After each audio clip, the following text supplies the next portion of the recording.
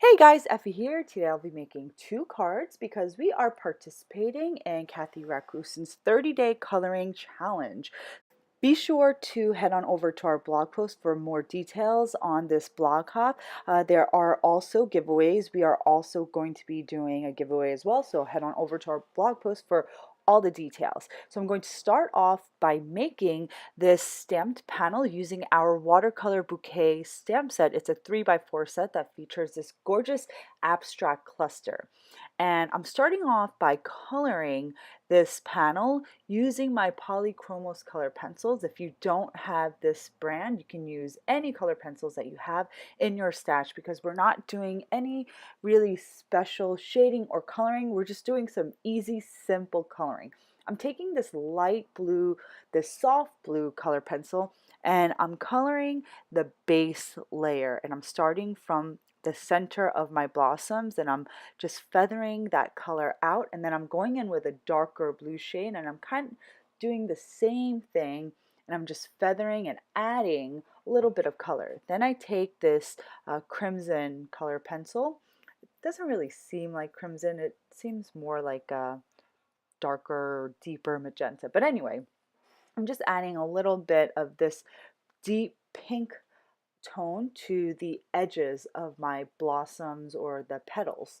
Next, I'm just going to add a little bit of light green to my leaves, and I'm not really doing any special coloring or shading. I'm just adding green accents to the leaves. And because the watercolor bouquet cluster image is a bit more abstract, you don't have to be precise as to where you put down your color.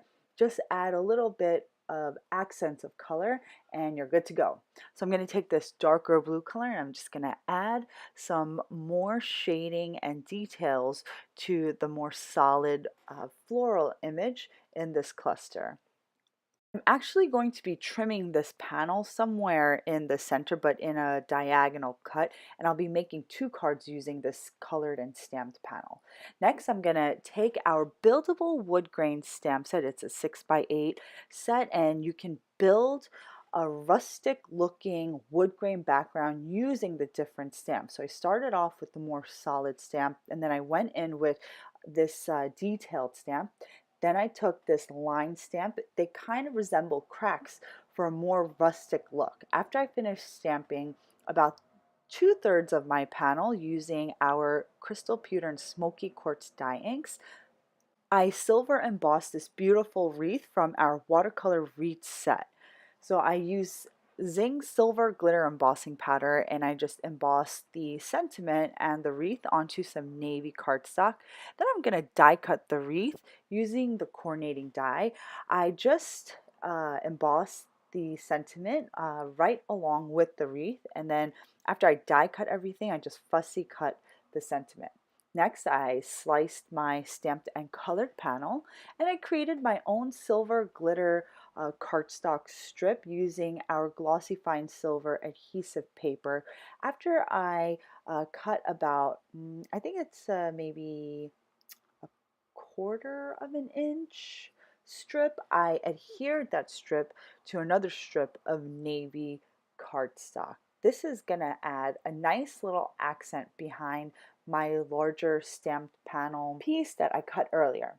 I added some additional tape behind my panel to ensure that the strips stayed on the actual panel. Next, I'm going to trim off the excess strips, and then I'm going to pop up my stamped and colored panel onto my wood grain panel using some dimensional foam tape. I was really excited about the way this card turned out at the end. I love the way that the half panel looked against the buildable wood grain, and I'm really excited to show you what I did with the second panel.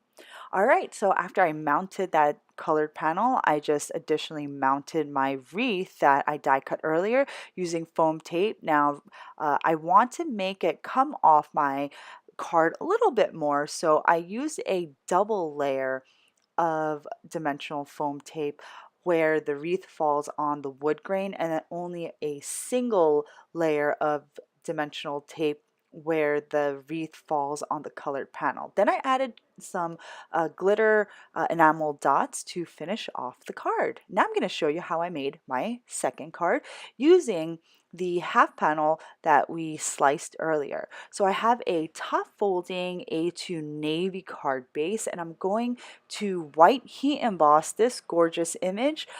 This is our Peony Terrace 6x6 red rubber background stamp, and I use my Speedball Baren tool to help me get a nice crisp impression. After I poured on the white embossing powder, I heat the whole panel using my heat gun. Then I adhered my colored half panel right onto my embossed base.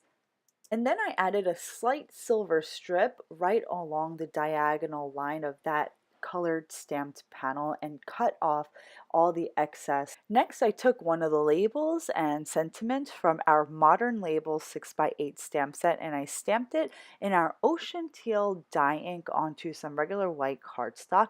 I double stamped the frame because I wanted a nice dark impression.